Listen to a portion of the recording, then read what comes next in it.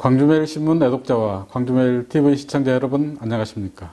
국화향기 그윽한 10월을 맞아 남도의 들녘이 더욱 아름답게 느껴집니다. 오늘은 광주매일신문 창간 25주년 기념으로 풍요로운 한평, 행복한 군민을 위해 열심히 뛰고 있는 안병호 한평군수와 토크앤 대담을 갖도록 하겠습니다. 군수님 반갑습니다. 민선 6기 2주년이 벌써 지났는데요. 전반기를 어떻게 평가하십니까?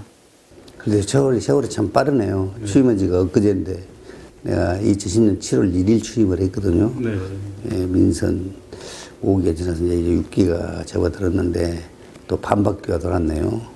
저는 일관되게 그렇습니다. 민선 5기 때 취임해서부터 지금까지 군민들의 쌀떡 채우는 일이 최우선이다. 쌀떡이 차야 부부간 금실을 나고 형제 우애도 되고 친구 간의 우정도 나눌 수 있기 때문에 그런 관점에서 보면 지난 2년도 그 소득을 향상, 국민의 소득 향상을 위해서 나름대로 열심히 했지 않냐, 이렇게 자평을 해보고 싶습니다. 한평의 대표적인 축제인 대한민국 국화대전이 곧 시작됩니다. 올해 축제가 굉장히 의미가 클 것 같은데요. 어떻게 준비되고 있습니까? 글쎄요, 우리 군민들 협조 속에 직원들이 지금 알뜰하게 만들어가고 있는데요. 축제 자체가 저는 그렇게 생각합니다. 지역에 어떤 이렇게 이미지 부각이랄지 이름을 알리는 데도 중요하지만은 뭐니 해도 축제 자체가 지역 소득하고 연계가 돼야 된다고 저는 생각하는 사람입니다. 그래서 투자 비용은 줄이고 수익은 창출할 수 있는 이런 축제를 만들고자 노력합니다. 그 예로 금년 5월달에 치러진 나비축제가 축제 비용이 순수한 9억 가지고 있습니다. 그런데 입장 수익만 해서 9억을 훨씬 상회했습니다. 그럼 현장에서 농산물 팔죠. 또 지역 상가, 비빔밥을 판달지 상가, 이런 데도 소득이 몇십억했죠.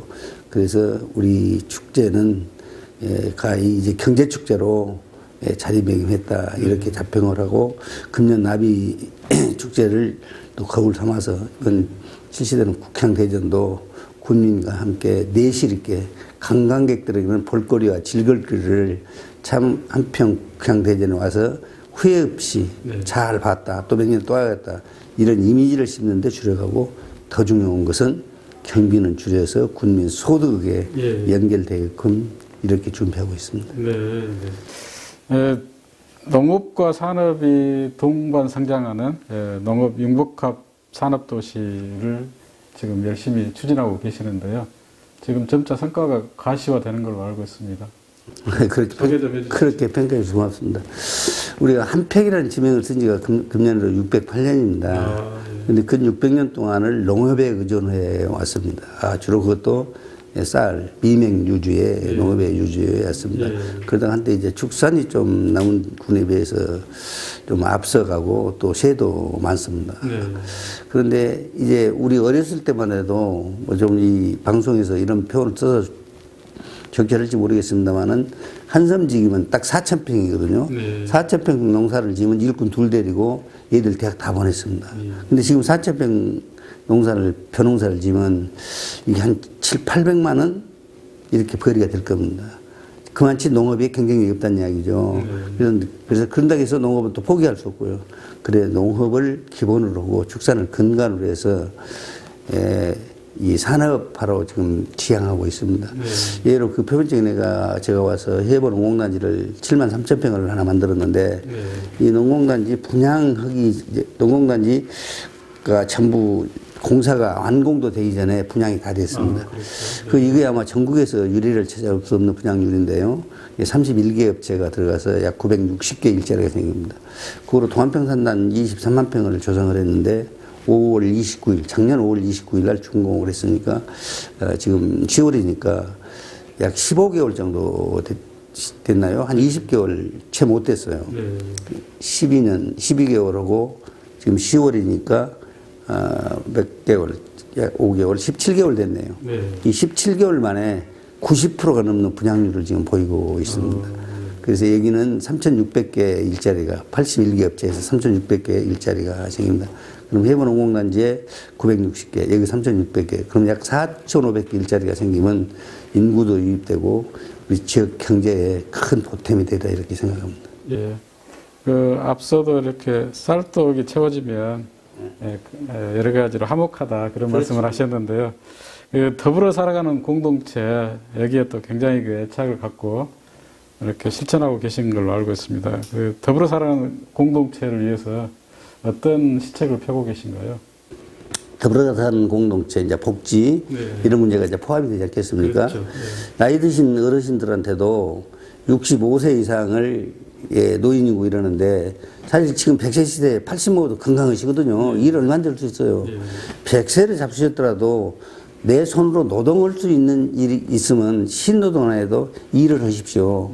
텃밭에다 갖고 와서 양파라도 고추라도 심으십시오. 그 외로 우리가 실버 양봉단을 만들었습니다. 65세 된 노인들을 선발해가지고 1개면에 한 10명 정도 실버 양봉이 벌을 키게 만들었어요. 그러면 적은 노동력으로 수익할 수 있는 게 뭘까? 벌이더라고요. 그런데 한 10군씩 이 촌말로는 한 통, 두 통, 10통이라고 그러는데 70% 보조해서 30%는 자담 해서 이렇게 했더니 한 어르신들이 많게는 500만 원, 적게는 300만 원 이렇게 벌어요. 그 돈 버는 것도 중요한데 또 취미가 생겨요. 그렇죠. 또 그 잔병치레를 안 해요. 그리고 벌이 왔다 갔다 수분 전달하면서 한평의 농산물은 특히 과일은 결구가 잘 됩니다. 그래서 그렇게 돈을 벌어서 당신들 용돈, 어르신들 용돈을 쓰는 것이 이 건강에도 좋고 보기도 좋지. 그 최대의 복지다. 이렇게 생각하는 사람입니다. 그리고 정녕 기력이 없을 때 정말 내 손으로는 아무것도 없고 또 좀 이러면 좀 힘이 붙일 때 그때 사회에서 국가에서 또 군에서 이렇게 지원을 해드리는 이런 사고를 저는 갖고 있습니다. 그래서 뭐 1년에 한두 번 노인에 가서 뭐 특강을 하는데요. 우선 일을 합시다. 그래서 이 일자리가 이 어르신들의 최대의 복지다 이렇게 저는 생각을 합니다. 그 또한 민선 6기 역점 시책으로 명품 교육도시 건설에 굉장히 또 힘쓰고 계신 걸로 알고 있습니다. 지금 어떻게 추진이 되고 있습니까?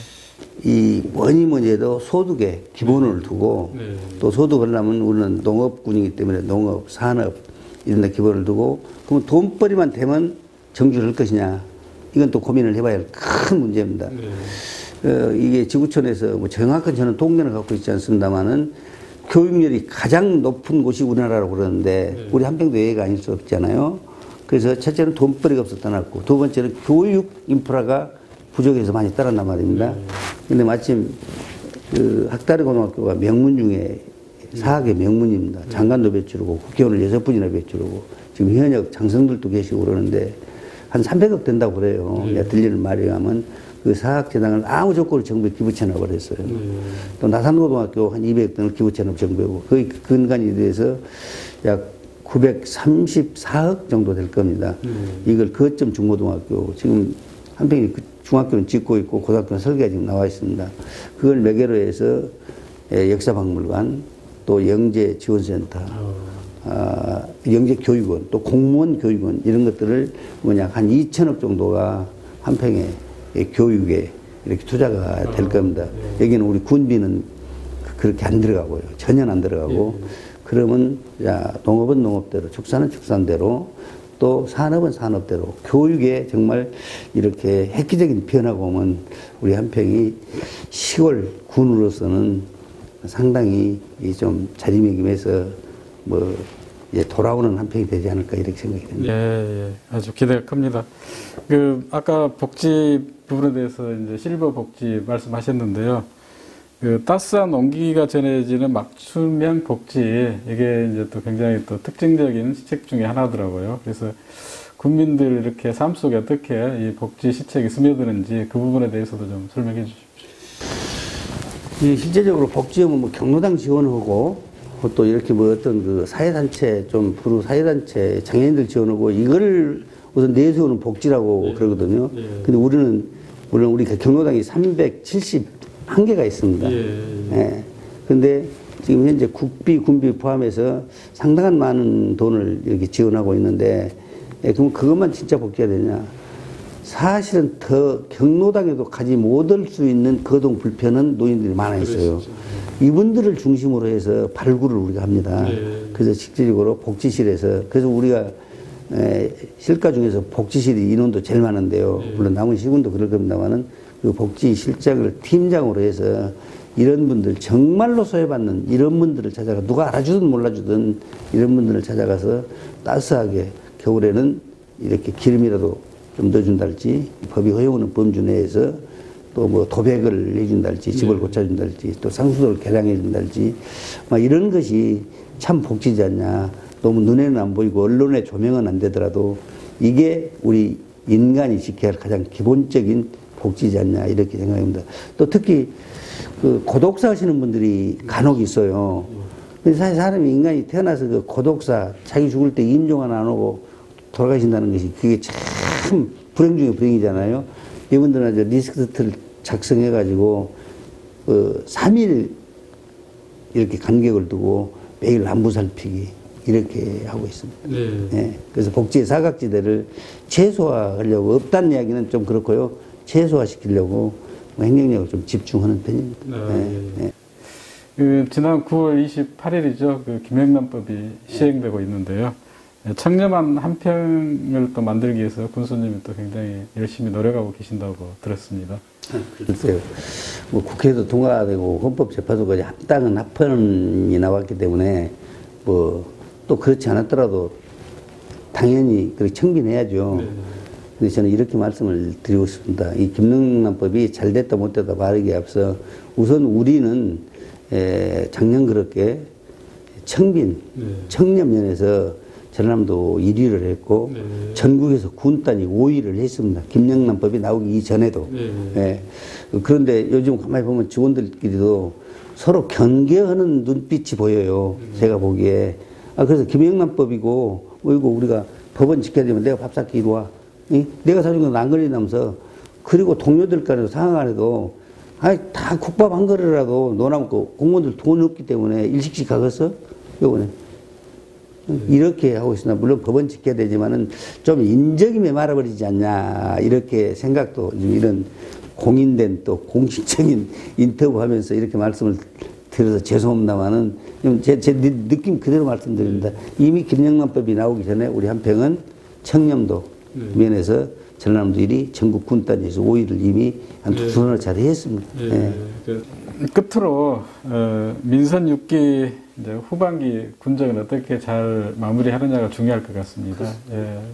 어떻게 계획하고 계신가요?